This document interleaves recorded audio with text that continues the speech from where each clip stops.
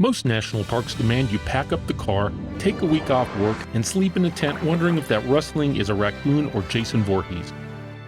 We've driven hundreds of miles, taken boats, and even a seaplane to visit some of these national gems. Kathy lining up her next great masterpiece. But what if they just wedged one between Malibu mansions and movie studios? Welcome to the Santa Monica Mountains National Recreation Area, nature's middle finger to the idea that you have to get away to go outside. Yes, this is a National Park Service joint where you can spot a bobcat and be sipping a $22 margarita with organic sea salt in under 15 minutes.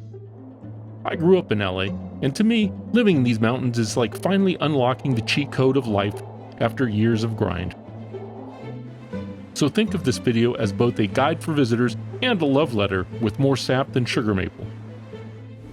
Fun fact, if this ever graduates to national park status, it'd be the 36th in size out of the 63.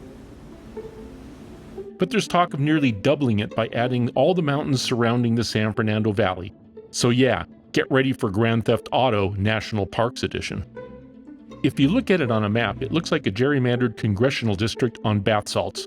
We're looking at you, North Carolina. This park stretches from the Hollywood Freeway, that's the 101 to locals, or Route 666 to anyone stuck in rush hour, to the beaches past Malibu, all the way to the Point Mugu missile test base.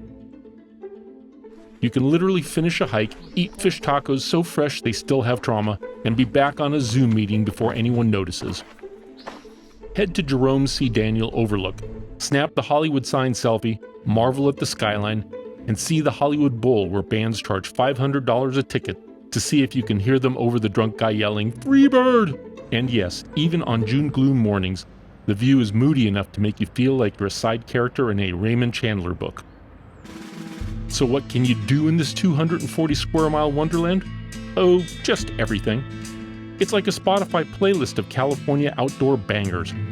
And somehow fewer than 1 million people visit each year. That means you can always find natural solitude even without having to gas up the car and drive for hours. Hiking?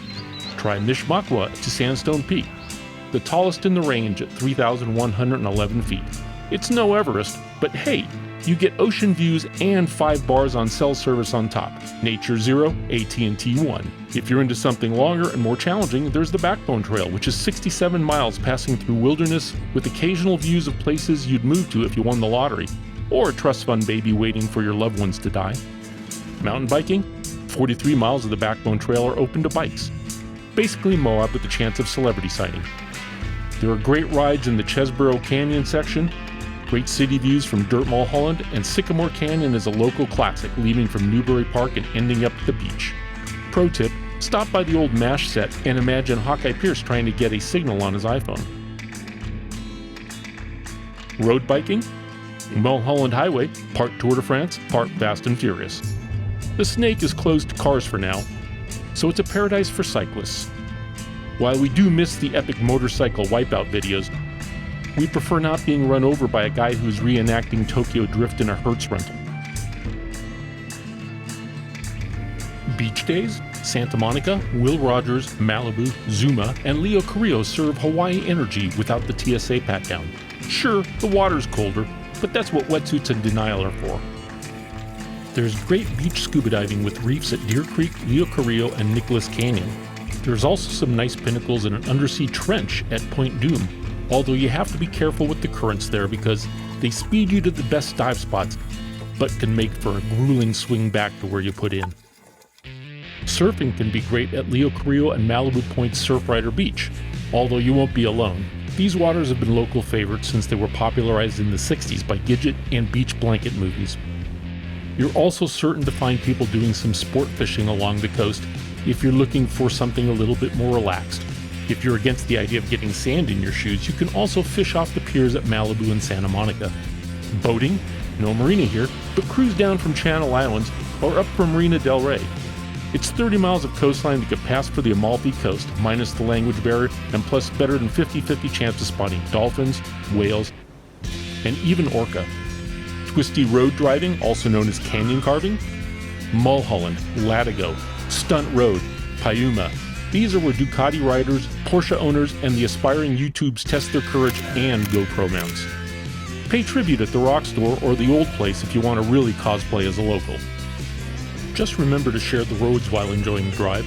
There are plenty of cyclists and even equestrians, so always drive with caution, although the speed limits are generally fast enough for you to really see what your car is made of. Sightseeing? From city overlooks to spooky movie ranches, there's no shortage of spots to stare at stuff. Take a drive along Pacific Coast Highway starting in Santa Monica to Magoo Rock. You're guaranteed to feel like you're virtually in every car commercial.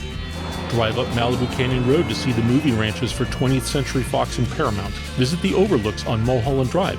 Just be careful to stay clear of all the tour buses you're likely to see. This next verse is for you, sister. Events? They happen year-round all over the park.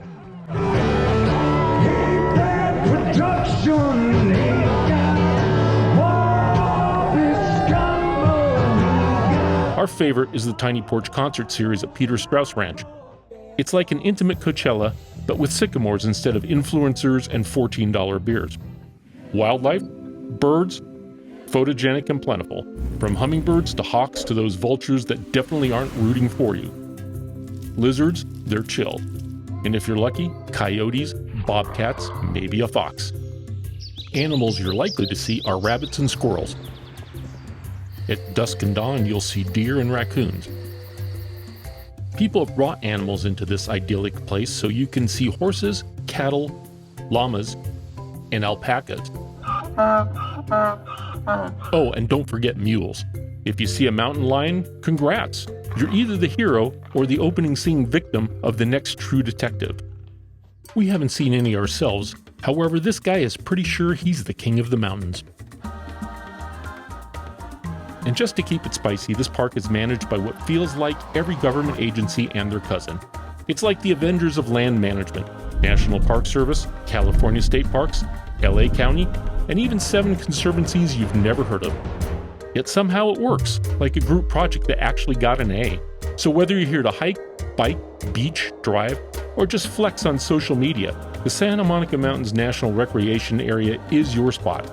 It's LA's wild backyard, with better views, fewer paparazzi, and no need to hire a Sherpa. You can do just about everything except for winter sports, although that hasn't kept some people from trying their hand at skiing and sledding at Sandy Dune. Like, subscribe, drop your favorite hidden spot in the comments, if you're willing to share. And we'll see you next time. Thanks for watching.